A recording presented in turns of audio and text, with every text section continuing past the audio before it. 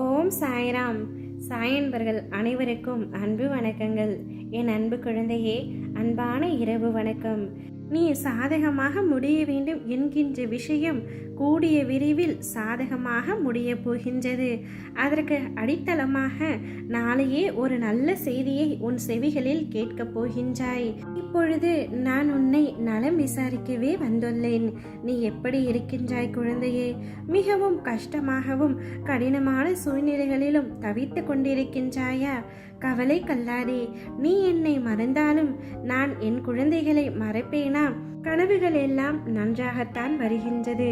நான் கண்ட கனவுகள் அனைத்துமே பலித்தாலே என்னுடைய வாழ்க்கை மிகவும் சுகமாக மாறிவிடும். அவ்வளவு அழகான கனவுகள் எல்லாம் வருகின்றது. ஆனால் நிஜத்தில் மட்டும் வேதனையும் துக்கமும் மட்டுமே என்னை சூழ்ந்து கொள்கின்றது. கனவுகள் அனைத்தும் வெறும் கனவாகவே முடிந்து விடுமா என்ற ஏக்கத்தில் தானே இருக்கின்றாய். உன்னுடைய கனவில் ராஜ்ய வைபவங்கள் விழித்து கொண்ட உடனேவே மறைந்து விடுவது போலவும் இவ்வுலக வாழ்க்கை ஒரு மாயை தோற்றம் தங்கமே.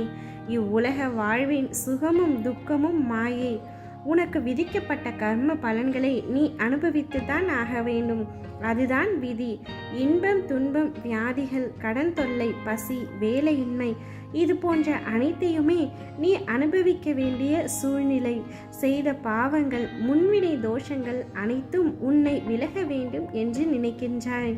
சிலருக்கு அதிர்ஷ்டத்தை கொடுக்கும் பெரும் மகான்களிடம் கொண்டு செல்லும் கடந்த பிறவியில் செய்த புண்ணிய பலன் இல்லை என்றால் என் சமாதிக்கு அருகில் நீ வர முடியாது. விதிக்கப்பட்ட விதியின் லீலைகளை சொல்ல இயலுமா?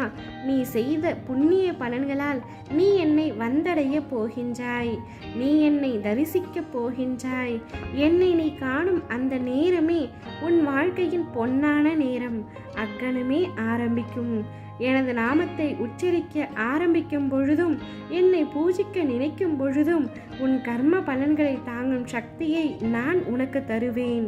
நீ பட்ட கஷ்டங்கள் அனைத்தும் உன்னை விட்டு விலக போகின்றது. பிரிந்தவர்கள் கூடும் நேரம் வந்துவிட்டது. நீ படிப்படியாக உன்னுடைய வாழ்க்கையில் உயரப் போகின்றாய். என்னுடைய வாக்கு எப்பொழுதுமே பொய்யாகாது. அப்பா நான் இருக்கின்றேன், கலங்காதே. உன்னை விட்டு ஒரு நாளும் செல்ல மாட்டேன். நான் அமைதியாக அமர்ந்திருக்கின்றேன் என்று நீ நினைக்கின்றாயா? அப்படி இல்லை. நான் உனக்கான வேலையை செய்து கொண்டுதான் இருக்கின்றேன். என் வேலை எப்பொழுதுமே வித்தியாசமாக இருக்கும். உனக்கு கொடுக்கும் நேரத்தை அதை அறிந்து நான் செய்வேன். உனக்கு அது இப்பொழுது புரியாது. உன் கையில் கிடைக்கும் பொழுது சாயப்பா மிக்க நன்றி என்று சொல்ல போகின்றாய். அந்த நாள் வெகு தொலைவில் இல்லை என்பதை மட்டும் நினைவில் வைத்துக்கொள். இன்று உன் நிலை இறங்கினாலும் சாயி இருக்கின்றார் என்று மனதளவில் நினைக்கின்றாயே. உன்னை நான் எப்படி கைவிடுவேன்? நீ பார்த்து கொண்டே இரு. உனக்கு கஷ்டங்களையும் காயங்களையும் உருவாக்கியவர்கள் கண் பார்க்க உன்னை கோபுரத்தின் உச்சியில் அமர வைக்கின்றேன்.